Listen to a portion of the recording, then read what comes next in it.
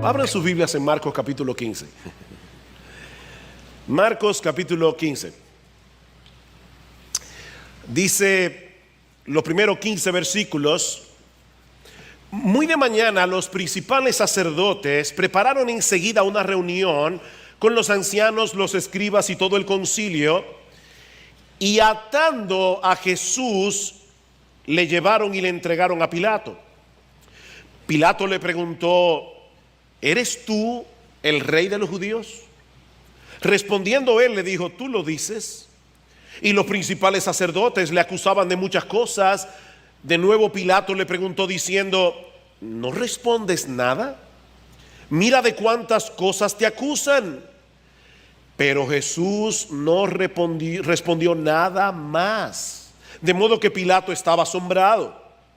Ahora bien, en cada fiesta él acostumbraba a soltarles un preso, el que ellos pidieran, y uno llamado Barrabás había sido encarcelado con los sediciosos que habían cometido homicidio en la insurrección.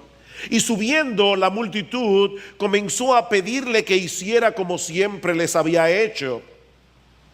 Entonces Pilato les contestó diciendo: ¿queréis que os suelte al rey de los judíos? Porque sabía que los principales sacerdotes le habían entregado por envidia. Pero los principales sacerdotes incitaron a la multitud para que le pidiera que en vez de Jesús les soltara a Barrabás. Y Pilato, tomando de nuevo la palabra, les decía: ¿qué haré entonces con el que llamáis el rey de los judíos? Ellos le respondieron a gritos: crucifícale.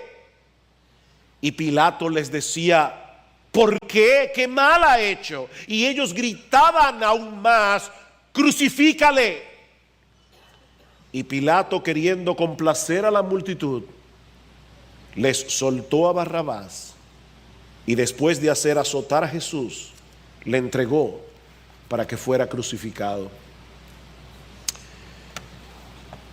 Cuando comienza un nuevo año, es muy común, ¿verdad?, que los pastores aprovechemos la oportunidad para traer algún mensaje que sea apropiado para la ocasión, que nos ayude a evaluar lo que ha pasado en los meses anteriores, que nos ayude a poner en perspectiva los meses venideros. Y de hecho, debo confesar que cuando estaba meditando y orando acerca de este primer sermón que iba a predicar en este primer culto del año, algunos textos me vinieron a la mente. De hecho, quizás el que más tenía en mi corazón era: deleítate en el Señor y Él te concederá las peticiones de tu corazón. Decía un buen texto para comenzar el año: deleítate en el Señor, Él te concederá las peticiones de tu corazón porque estás deleitándote en Él.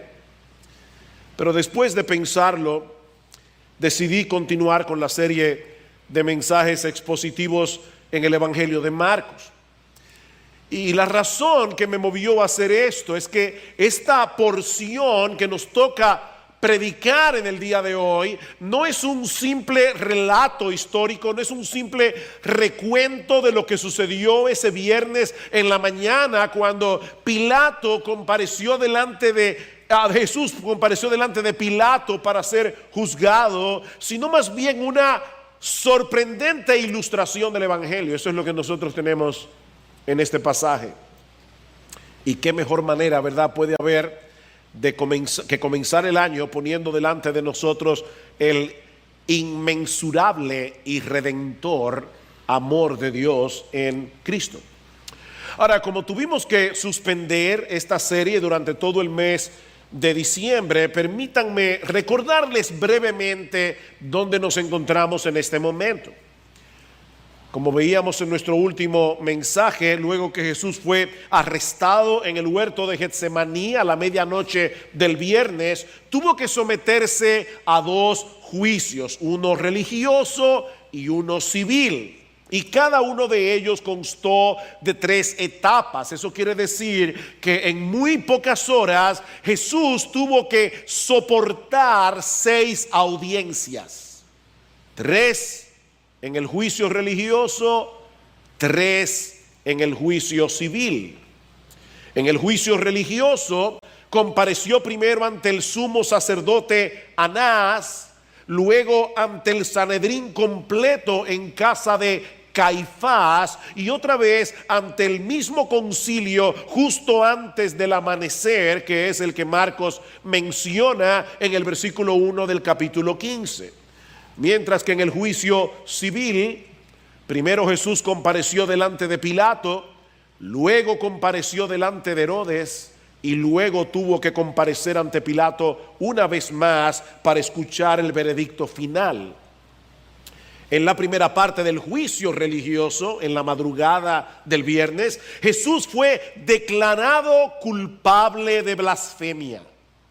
Y por lo tanto los líderes religiosos de la nación dijeron que él era digno de muerte. Eso sucedió en casa de Caifás alrededor de las 3 de la mañana.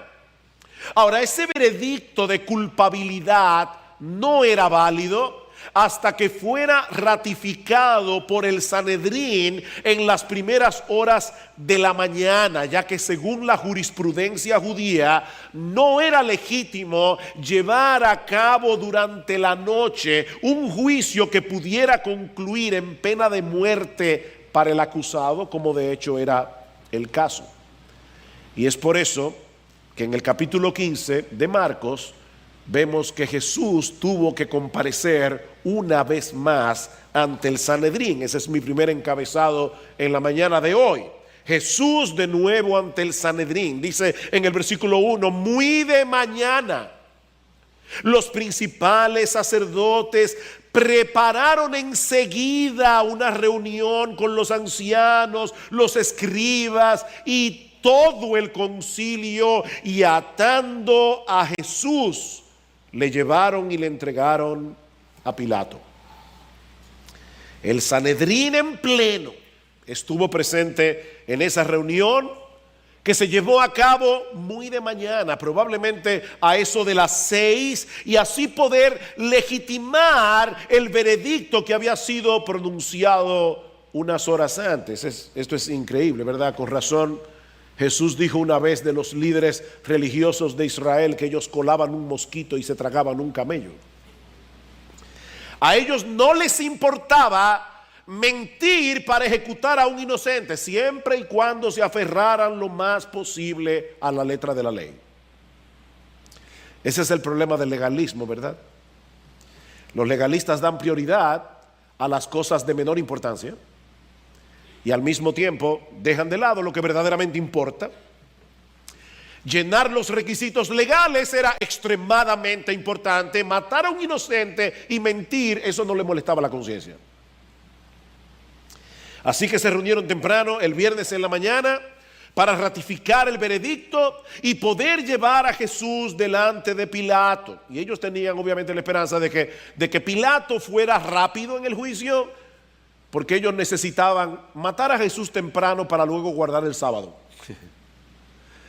Que Pilato dictara sentencia, que Jesús fuera crucificado antes de la caída del sol y así poder guardar el sábado. Nosotros tuvimos la oportunidad de estar un sábado en Israel en estos días. Y para Gloria y para mí fue interesante, por un lado, ir al templo de Jerusalén, a la muralla donde los judíos se reúnen, los judíos ortodoxos, a esperar la llegada del Sabbat. Y de verdad nos llamó la atención ver la algarabía de los jóvenes, los viejos, todos ellos danzando allí en el muro de las lamentaciones mientras esperaban con regocijo la llegada del día de reposo.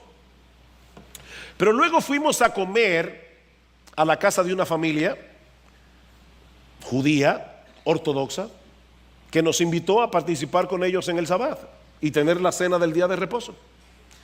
Y la verdad es que debo decir que nos impactó ver el amor, ver la disposición de ellos de compartir su mesa. Lo que voy a decir ahora, una cosa no quita la otra.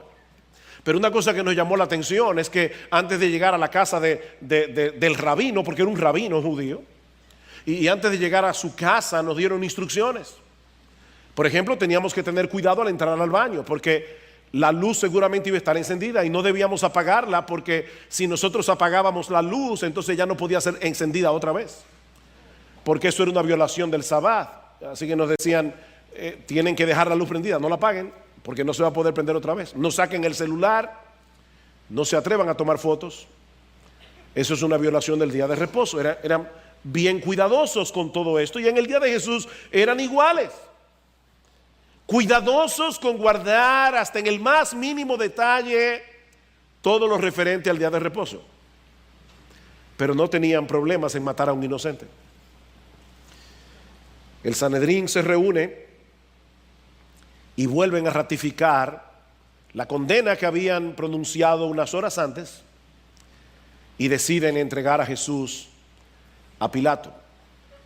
Y hermanos, aquí está la parte irónica de esta historia, que cuando ellos hicieron eso, sin darse cuenta y obviamente sin quererlo, ellos estaban confirmando la identidad de Jesús como el Mesías, porque ellos estaban cumpliendo al pie de la letra lo que Jesús había profetizado reiteradamente a sus discípulos que iba a suceder.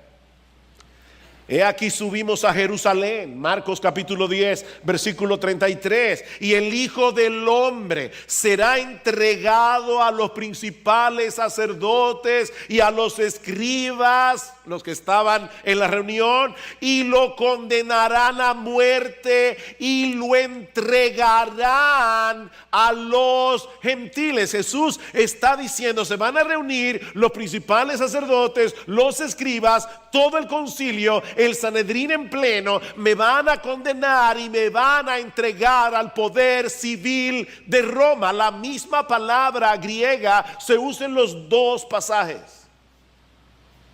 Entregaron a Jesús a Pilato. Mis hermanos, la cruz de Cristo no fue el plan B que Dios tuvo que introducir cuando los judíos decidieron rechazar a su Mesías. No, mis hermanos, ese siempre fue el plan A. El único plan posible para redimir y perdonar a pecadores culpables sin pasar por alto la justicia de Dios. Ustedes recuerdan el sermón de Pedro en Pentecostés, los que están siguiendo el plan de lectura bíblico de 2 años, ¿lo leyeron hace poco? El primer sermón de la historia de la iglesia. Y dice el apóstol Pedro a los judíos, varones israelitas, escuchad estas palabras: Jesús Nazareno, varón confirmado por Dios entre vosotros con milagros, prodigios y señales que Dios hizo en medio vuestro a través de él, tal como vosotros mismos sabéis. A este entregado por el plan predeterminado y el previo conocimiento de Dios, clavasteis en una cruz por manos de impíos y le matasteis. ¿Qué sermón? Ustedes lo hicieron. Ustedes son responsables de lo que hicieron, pero cumplieron sin saberlo el plan predeterminado en el consejo de Dios. Y en ese sentido, también no deja de ser irónico ese detalle que Marcos incluye en el versículo 1. Ataron a Jesús y le llevaron delante de Pilato. Jesús fue atado delante de Pilato. Mis hermanos, aquel que en ningún momento renunció al control de su soberanía, se dejó atar por los hombres para que nosotros pudiéramos ser libertados del poder del pecado. El Todopoderoso se hizo débil en su encarnación. El Todopoderoso se dejó llevar a juicio por sus criaturas. ¿Saben por qué? Porque era necesario que Jesús fuera condenado en el tribunal de los hombres para que nosotros pudiéramos ser absueltos en el tribunal de Dios. Eso era necesario, no había otra manera. Y el poder humano del que dependía el veredicto final sobre el caso Jesús, en ese momento de la historia estaba en manos de Roma. Y eso nos lleva a nuestro segundo encabezado. Ya vimos Jesús ante el Sanedrín, Veamos ahora en segundo lugar Jesús ante Pilato, el procurador romano. Un documento de la época señala a Poncio Pilato como un hombre inflexible, falto de misericordia y obstinado. Aborrecía a muerte a los judíos que lo acusaban de todo tipo de crimen, de mala administración, de robo y de crueldad. Ese era Pilato. Un hombre supersticioso, obstinado, cruel. Pero quiso la providencia de Dios que Jesús fuera juzgado en el tribunal de ese hombre. Y hermanos, tenemos que entender que aquí no había ningún jurado. Aquí no había ningún abogado defensor. La vida y la muerte de los reos que eran llevados a su tribunal estaban en las manos de Poncio Pilato. Era su decisión. Así que humanamente hablando, este hombre tenía mucho poder. Un poder que él debía usar para evitar todo tipo de rebelión contra Roma. Esa era la única cosa que a Pilato le importaba. Las cuestiones religiosas de la nación de Israel no le importaban a Pilato en lo más mínimo. De ahí el conflicto que se generó cuando los miembros del Sanedrín le llevaron a Jesús temprano en la mañana. De hecho, vayan conmigo a Juan capítulo 18, Evangelio de Juan capítulo 18, porque esa conversación que aparece en el Evangelio de Marcos, muy reducida, Juan la amplía. Juan capítulo 18, y vamos a leer desde el versículo 28. Dice: entonces llevaron a Jesús de casa de Caifás al pretorio. El pretorio era la residencia oficial del procurador romano, y era ahí donde él llevaba a cabo las audiencias. Y no era extraño que las audiencias se llevaran muy temprano en la mañana, muy temprano. Así que ellos llevaron a Jesús de casa de Caifás, que estaba bastante cerca, al pretorio. Era muy de mañana. Y una vez más aquí, hermanos, la quisquillosería judía. Ellos no entraron al pretorio para no contaminarse y poder comer la Pascua. Pilato entonces salió fuera hacia ellos y les dijo: ¿qué acusación traéis contra este hombre? Pilato no estaba esa mañana por hacer muchas concesiones a los judíos. Díganme cuál es el expediente. Ellos respondieron y le dijeron: si este hombre no fuera malhechor, no te lo habríamos entregado. Oh Pilato, y no es suficiente que nosotros vengamos delante de ti y te digamos que el concilio en pleno considera que este hombre llamado Jesús es digno de muerte. Pilato les dice: no, para mí no es suficiente. Díganme cuál es el expediente. ¿Qué es lo que ustedes tienen contra él? Ahora, no se vayan de Juan 18, quédense allí, pero yo voy a tener que ir a Lucas capítulo 23 para que veamos cuál era el expediente que ahora los líderes religiosos presentan delante de Pilato. Dice en Lucas 23, y noten, hermanos, la diabólica astucia de estos hombres. ¿De qué fue que acusaron a Jesús en la madrugada? De blasfemia. Escuchen la acusación. Toda la asamblea de ellos se levantó y llevaron a Jesús ante Pilato y comenzaron a acusarle diciendo: hemos hallado que éste pervierte a nuestra nación, prohibiendo pagar impuesto al César y diciendo que él mismo es Cristo, un rey. La blasfemia no se mencionó. Hay tres acusaciones básicas aquí. Por un lado, Cristo pervierte la nación. En otras palabras, ellos están presentando a Jesús como un individuo que representaba un peligro para Roma, un sedicioso, un revolucionario, alguien que en cualquier momento podía poner en peligro el orden establecido, como si a los judíos les importara conservar el poder de Roma sobre ellos, ¿verdad? Ahora, no olviden que es a ese Jesús en quien tú y yo decimos creer, ¿verdad? a quien nosotros decimos seguir. Y si a él lo acusaron de pervertir la nación, ¿por qué a nosotros nos sorprenden de las acusaciones que se hacen contra nosotros? Hace poco salió publicado en la internet que la ONU había determinado que los movimientos religiosos y grupos de la sociedad civil, y pusieron entre paréntesis fundamentalistas, casi como si nosotros fuéramos yihadistas islámicos, que se oponen a lo que denominan ideología de género, ese grupo religioso que se opone a la ideología de género, son una amenaza para los derechos de las mujeres y personas LGBT. En otras palabras, los cristianos representamos una retranca para el verdadero progreso de las naciones. Nosotros somos el problema.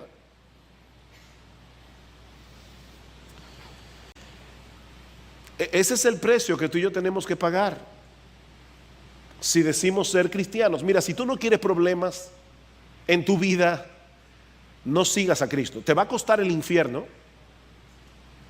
Pero si tú no quieres problemas en esta vida, yo no te voy a mentir, yo no te voy a decir ven a Cristo y todos tus problemas se van a solucionar. No, ven a Cristo, a pesar de que probablemente vas a tener más problemas que antes, pero vale la pena como quiera. Ese es el precio de seguir a Jesús. Porque eso fue lo que hicieron con nuestro Señor hace 2000 años. Y nosotros no somos mejores que Él. Este pervierte a la nación, porque para colmo Pilato, este hombre prohíbe a sus seguidores que le paguen tributo al César. ¡Qué barbaridad! ¿Ustedes recuerdan la conversación de Jesús el martes? O sea, 3 días antes de esa misma semana, cuando los judíos vinieron y dijeron: maestro bueno, nosotros sabemos que tú eres un hombre imparcial y que tú no te cuidas de los hombres porque tú predicas con verdad la palabra de Dios, y nosotros tenemos un dilema: ¿debemos pagar impuestos al César o no? Y Jesús le dice: déjeme ver una moneda, un denario. ¿De quién es esta imagen? Del César. ¿De quién es la inscripción? Del César. Denle al César lo que es del César y a Dios lo que es de Dios. Pero estos hombres no tienen ningún problema en 3 días después mentir en el tribunal de Pilato, porque, como bien ha dicho alguien, no juegue con la cartera de la gente. Alguien decía: no hay un animal más nervioso que $1.000.000. Tú puedes tocar lo que quieras, pero no toques el dinero. Y aquí evidentemente le está diciendo: óyeme, si este hombre tiene éxito en su revolución, Roma va a tener problemas para poder colectar los impuestos.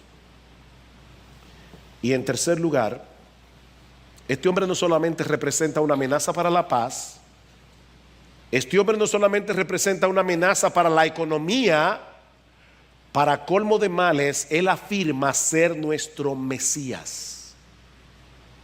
Él afirma ser un rey. Pilato, en cualquier momento, este hombre puede llegar a Judea con una turba armada y reclamar el trono de David, estableciendo en Judea un gobierno que no reconoce al César como nuestro legítimo rey. Eso es lo que está en el trasfondo de la pregunta de Pilato en Marcos capítulo 15 versículo 2. Y no se vayan todavía de Juan 18, pero recuerden la pregunta: ¿eres tú el rey de los judíos? ¿Ven de dónde vino la pregunta? ¿Eres tú el rey de los judíos? Ahora, una vez más, Juan nos brinda una versión más amplia. Noten el versículo 33. Entonces Pilato volvió a entrar al pretorio y llamó a Jesús y le dijo: ¿eres tú el rey de los judíos? Y es interesante notar aquí el orden de las palabras, porque en realidad lo que el texto griego dice es: tú, enfáticamente, tú eres el rey de los judíos. Como diciendo: por favor, Jesús, no seas ridículo. De verdad, tú, que estás atado delante de mí, un procurador romano, ¿tú crees que eres el rey de los judíos? Ahora, esta pregunta de Pilato no permitía una respuesta simple. Jesús no podía decir sí, ni podía decir no, porque depende del concepto de rey que Pilato tenía en su mente. ¿Eres tú el rey de los judíos? Depende. Versículo 34, Jesús le respondió, ¿eso lo dices por tu cuenta o porque otros te lo han dicho de mí?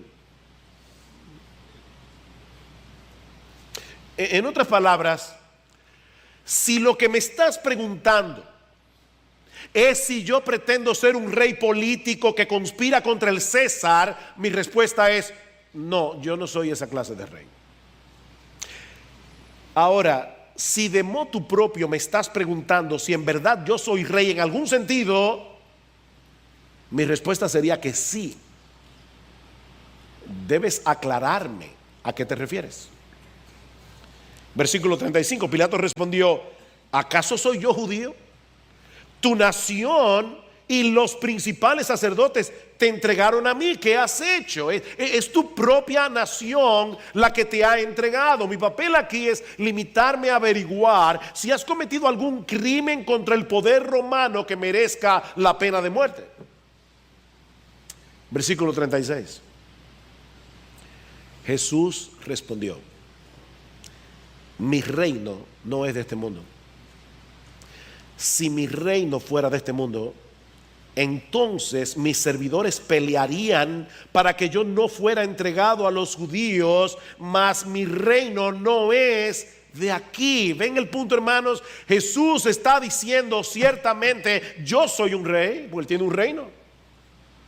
Yo soy un reino, yo soy un rey, pero Pilato, mi reino no es de este mundo, mi reino no es terrenal. Si yo tuviera el interés de implantar un reino terrenal, me hubiera dedicado a reclutar soldados que defendieran mi integridad física. Pero es evidente, Pilato, que yo no he hecho eso. Mi reino no es de aquí. Pero no solamente eso, Pilato, lo más importante es que en mi reino mi poder y autoridad es ejercido sobre los corazones de aquellos que escuchan, aman y obedecen la verdad. Noten el versículo 37. Pilato entonces le dijo, ¿así que tú eres rey? Jesús respondió, tú dices que yo soy rey. Para esto yo he nacido y para esto he venido al mundo, para dar testimonio de la verdad. Todo el que es de la verdad escucha mi voz. Pilato, mi reino es un reino muy distinto al que tú tienes en tu mente. Es un reino donde la verdad gobierna el corazón de los hombres. Y es ahí donde Pilato le hace a Cristo la famosa pregunta, versículo 38. Pilato le preguntó, ¿qué es la verdad?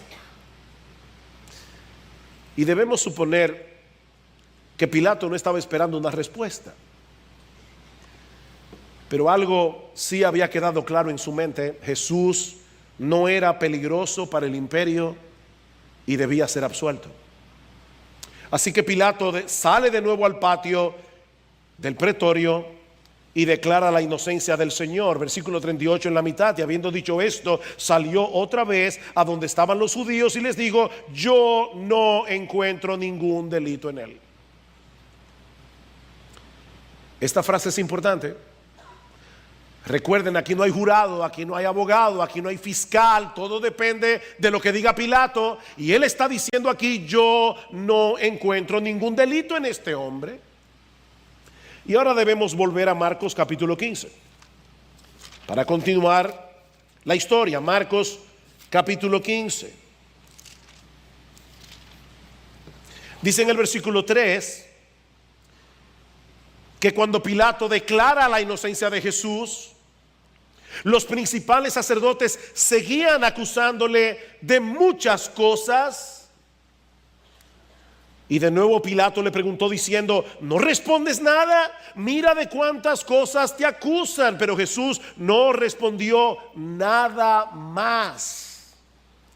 De modo que Pilato estaba asombrado. Unos días antes, esa misma semana, El Señor había hecho callar una por una, todas las acusaciones e interrogantes que los líderes religiosos de la nación pusieron delante de él para hacerle caer en una trampa. Pero ahora Jesús decide no defenderse.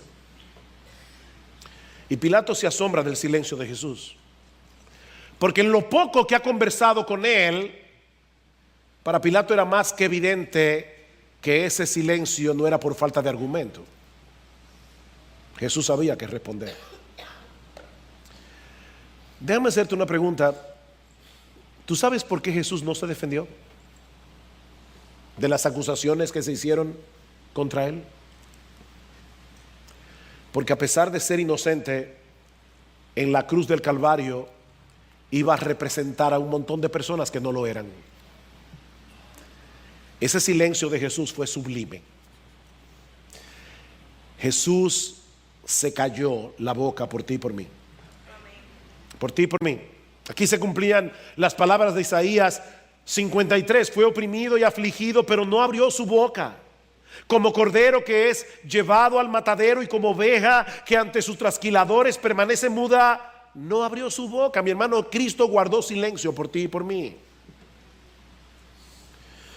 A estas alturas del juicio, Pilato está buscando la manera de evitar la condena de Jesús, pero no le está resultando fácil lidiar con la animadversión de los judíos, que según el Evangelio de Lucas insistían en el hecho de que Cristo alborotaba al pueblo, enseñando por toda Judea, comenzando desde Galilea hasta aquí. Cuando Pilato oyó la palabra Galilea, se le iluminaron los ojos, porque él era procurador de Judea y de Samaria. Herodes era el procurador de Galilea, y providencialmente, por causa de la fiesta de la Pascua, Herodes había bajado a la ciudad de Jerusalén. Así que Pilato ve aquí por fin una puerta para librarse del caso de Jesús. Así que envía a Jesús a donde Herodes. Herodes interroga a Jesús y se lo devuelve a Pilato diciendo: yo no encuentro ningún delito en este hombre. Pero ellos continúan insistiendo en que Jesús debe ser condenado, por lo que Pilato decide jugar una última carta: poner al pueblo a elegir entre la liberación de Jesús y la de un preso famoso, como dice uno de los evangelios, llamado Barrabás. Y eso nos lleva a nuestro tercer encabezado y en cierto modo al clímax de esta historia. Ya vimos Jesús ante Pilato, ante el Sanedrín, Jesús ante Pilato. Veamos ahora en tercer lugar Jesús ante la multitud. Versículo 6. Ahora bien, en cada fiesta él acostumbraba a soltarles un preso, el que ellos pidieran. Y uno llamado Barrabás había sido encarcelado con los sediciosos que habían cometido homicidio en la insurrección. Y subiendo la multitud, comenzó a pedirle que hiciera como siempre les había hecho. Entonces Pilato les contestó diciendo: ¿queréis que os suelte al rey de los judíos? Y la pregunta parece implicar que él esperaba recibir una respuesta afirmativa, porque sabía que los principales sacerdotes le habían entregado por envidia. ¿Qué hacemos? ¿Soltamos a Jesús o soltamos a Barrabás? Pero los principales sacerdotes incitaron a la multitud para que le pidiera que en vez de Jesús le soltara a Barrabás. Durante la fiesta de la Pascua se acostumbraba a concederle el indulto a un reo convicto, el que el pueblo quisiera. Así que Pilato decide poner al pueblo a elegir entre dos polos completamente diferentes: a Cristo o a un preso llamado Barrabás, suponiendo por lógica que cualquier persona en su sano juicio iba a preferir a Jesús. De paso, no deja de ser interesante el hecho de que este hombre se llamara Barrabás, porque Barrabás es un nombre compuesto en hebreo de bar, que significa hijo, por ejemplo, bar mitzvah, bar o bar Jesús, y Abba, que significa padre, de modo que el nombre Barrabás significa hijo del padre. Jesús, el verdadero hijo del padre, o Barrabás, uno que es indigno de llevar ese nombre. ¿A quién quiere que os suelte? Y Marcos dice 3 cosas acerca de Barrabás en el versículo 7, para que nosotros podamos tener un perfil. En primer lugar, que había sido encarcelado, lo que indica que Barrabás ya había sido juzgado y condenado por su crimen. De hecho, de lo contrario, no tenía razón alguna ofrecerle el indulto. Ya Barrabás había sido juzgado y condenado. Por otra parte, también se nos dice que había formado parte de una sedición. Tal parece que Barrabás pertenecía al partido de los celotes, un grupo de revolucionarios nacionalistas judíos que se oponía al poder de Roma. De hecho, Lucas nos dice que había sido encarcelado por un levantamiento ocurrido en la ciudad, es decir, en Jerusalén. Y finalmente Marcos nos dice que había cometido homicidio. Los celotes, algunos de ellos acostumbraban salir con una daga debajo de su manto, se colocaban detrás de los individuos que querían matar en la multitud y en una forma silenciosa lo degollaban. Ese era Barrabás, un homicida. Y Juan le añade al expediente que también era ladrón. Era todo un personaje. Si había alguien que en verdad representaba un peligro tanto para Roma como para los judíos, era Barrabás, no Jesús. De manera que la elección que Pilato puso delante del pueblo no podía ser más polarizada. El inocente y sublime Hijo de Dios por un lado y una verdadera amenaza para la sociedad por el otro. Uno que vino a dar vida y otro que vino a quitarla. Uno que quería iniciar por la fuerza una revolución armada y otro que quería implantar una revolución espiritual que comienza cambiando al hombre desde dentro por medio del amor y la verdad.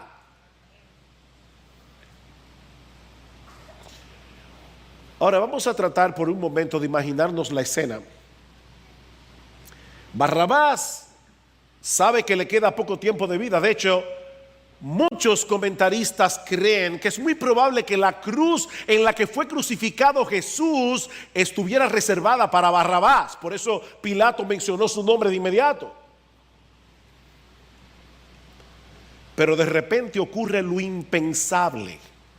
En un recurso desesperado para que suelten a Jesús, Pilato decide conectar ambos casos, de tal manera que la condena de uno implica la absolución del otro. Ahora, la vida de Barrabás depende literalmente de que condenen a Jesús. Dice en el versículo 10 que Pilato sabía que los principales sacerdotes le habían entregado por envidia. Él estaba convencido de la inocencia de Jesús y de la culpabilidad de Barrabás. Pero los líderes religiosos de Israel habían incitado a la multitud para que le pidiera a Pilato que en vez de Jesús le soltara a Barrabás. ¿Ustedes recuerdan cuando Pedro sanó a un cojo de nacimiento en Hechos capítulo 3? También lo leyeron hace poco algunos. Y Pedro aprovecha la ocasión y predica un sermón en el pórtico de Salomón. Escuchen lo que dice Pedro en una parte de este sermón. El Dios de Abraham, de Isaac y de Jacob, el Dios de nuestros padres. A mí me chocó cuando leí eso hace poco porque estaba estudiando el pasaje de Marcos. El Dios de nuestros padres ha glorificado a su siervo Jesús, al que vosotros entregasteis y repudiasteis en presencia de Pilato cuando éste había resuelto ponerlo en libertad. Mas vosotros repudiasteis al santo y al justo y pedisteis que se os concediera un asesino y disteis muerte al autor de la vida, al que Dios resucitó de entre los muertos, de lo cual nosotros somos testigos. Pilato había resuelto poner a Jesús en libertad, pero ellos se habían empeñado en hacerlo morir. Preferimos que nos sueltes a Barrabás. ¿Qué haré entonces con el que llamáis el rey de los judíos?, le pregunta Pilato, porque yo solo puedo soltar a uno de los dos. ¿Qué hago con Jesús? Y ellos respondieron a gritos: crucifícale. Miren, hermanos, en el Museo de Israel, y perdonen que vuelva a traer a colación este tema, hay un objeto que me destrozó el alma. Encerrado en una cúpula de cristal, ellos tienen un clavo que sacaron de una tumba del primer siglo. Obviamente no es el de Jesús, y ellos no dicen que es el de Jesús, y van a ver por qué no es el de Jesús, pero un clavo que sacaron de una tumba del primer siglo de un hombre que fue crucificado y todavía tenía un pedazo del talón pegado al clavo, y abajo un dibujo de cómo crucificaban a los hombres en aquella época. Hermanos, esto es horrible, esto es horripilante. Y eso fue lo que estos hombres pidieron: nosotros queremos que tú lo crucifiques. Y Pilato les decía: ¿por qué? ¿Qué mal ha hecho? Y ellos gritaban aún más: crucifícalo. Y esto coloca a Pilato en un terrible dilema, porque Juan nos dice en su evangelio que ya en este punto del juicio Pilato estaba lleno de miedo. Lleno de miedo, porque algunos en la multitud habían acusado a Jesús de haber dicho que él era el Hijo de Dios. Recuerden que este hombre era un hombre supersticioso. Y para colmo de males, en medio del juicio, su esposa le envía una nota diciéndole: no tengas nada que ver con este justo, porque hoy he sufrido mucho en sueños por causa de él. Para un hombre supersticioso como Pilato, esta nota de su mujer, conectada con el porte majestuoso y sublime de nuestro bendito Señor y Salvador Jesucristo, tiene que haberlo llenado de terror. De hecho, Juan dice: cuando Pilato oyó eso, tuvo más miedo. Pero al mismo tiempo, él sabía que los ánimos estaban muy caldeados entre los judíos. Así que él toma la extraña decisión. Este es el veredicto más raro de la historia. Él toma la extraña decisión de permitir que los judíos lleven a cabo la sentencia de muerte contra Jesús, pero no sin antes ratificar su inocencia,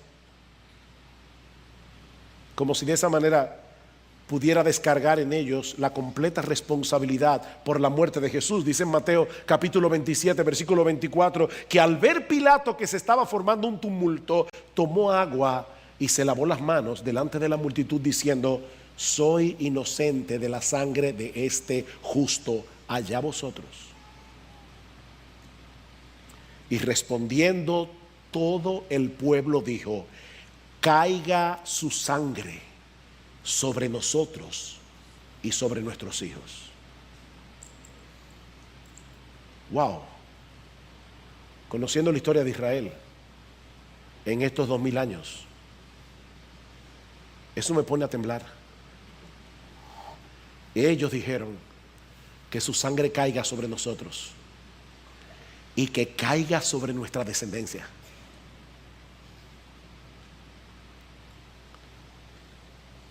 Marcos 15:15, Pilato queriendo complacer a la multitud. Y miren, cuando ya después de esa frase no podemos esperar nada bueno. Queriendo complacer a la multitud, ya no viene nada bueno.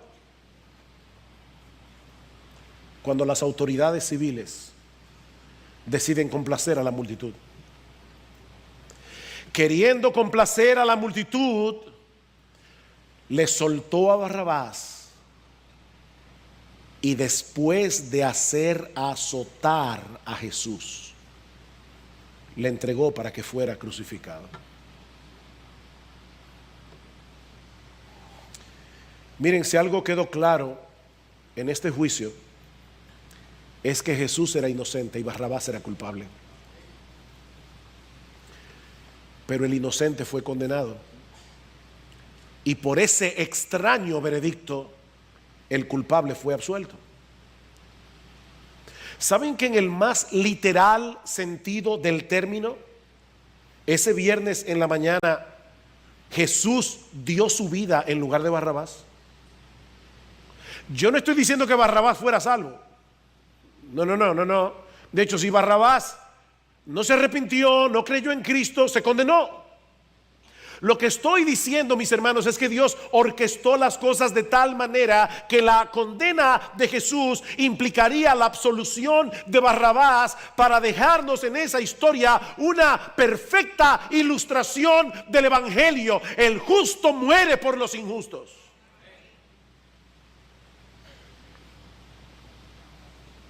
Y Dios escoge al que parece ser el peor de los pecadores, Barrabás, no para excusar a los demás, sino para incluirlos a todos. A todos. Eso es precisamente uno de los aspectos más ofensivos del Evangelio, que en la cruz de Cristo todos quedamos en el mismo nivel. La cruz es el nivelador de la raza humana. La prostituta y el religioso, el asesino y el moralista, los despreciados y parias del mundo y la élite social, todos necesitamos de la misma salvación, todos necesitamos del mismo Salvador. La cruz nos nivela.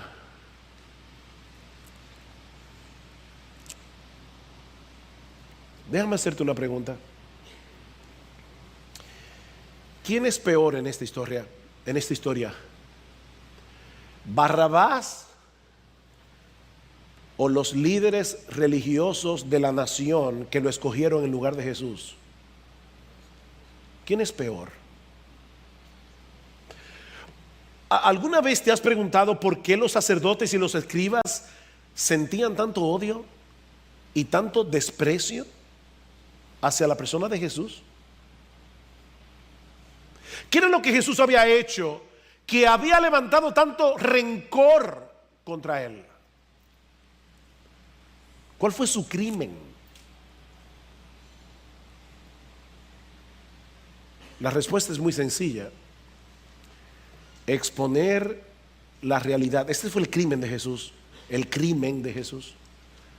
Exponer la realidad de que detrás de esa fachada religiosa de los escribas, los fariseos, había un corazón dañado por el pecado.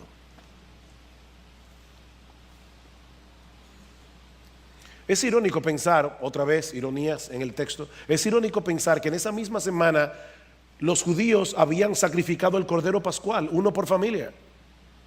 Y ese cordero era un recordatorio de su necesidad de redención.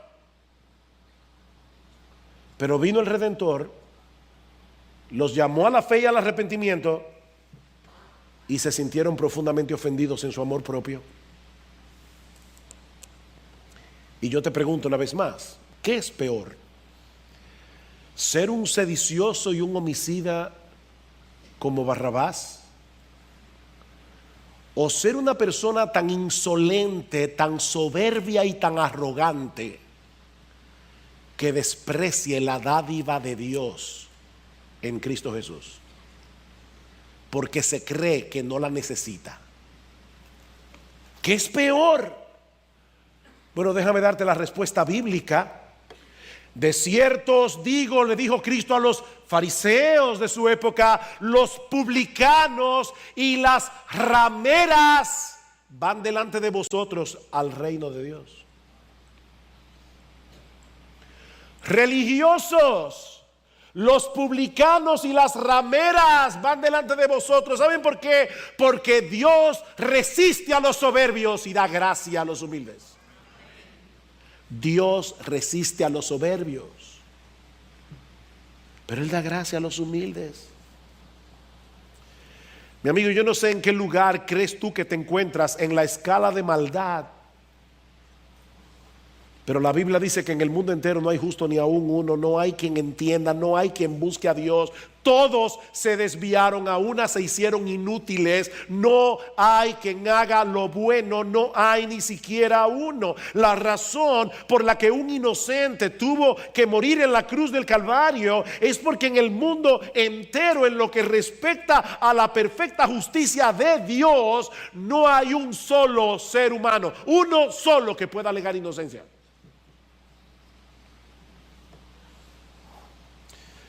Mira, mi amigo, créeme, en el tribunal de Dios, nadie en su propio derecho va a obtener un veredicto de no culpabilidad. Nadie. Romanos 3, porque no hay diferencia, por cuanto todos pecaron y están destituidos de la gloria de Dios, siendo justificados gratuitamente por su gracia mediante la redención que es en Cristo Jesús. Lo que Pablo está diciendo aquí es que todos nos quedamos cortos en alcanzar la meta de vivir para la gloria de Dios. Para eso fuimos creados. Pero todos nos quedamos cortos. La buena noticia es que todos pueden ser justificados. Todos pueden ser declarados justos en el tribunal de Dios gratuitamente por gracia, sobre la base de la muerte sustitutiva de Cristo en la cruz del Calvario. El justo murió por los injustos para llevarnos a Dios. Como decía hace un momento, la cruz es el gran nivelador de la raza humana. Todos son culpables, pero todos son igualmente redimibles. Todos pueden ser igualmente perdonados, todos, si vienen a Cristo en arrepentimiento y fe. Oh, mi amigo, Dios te trajo esta mañana a este lugar. Dios te trajo para que escucharas el Evangelio.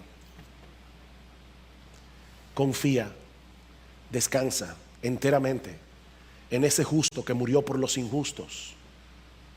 Y la Biblia dice que hoy recibirás el perdón de todos tus pecados.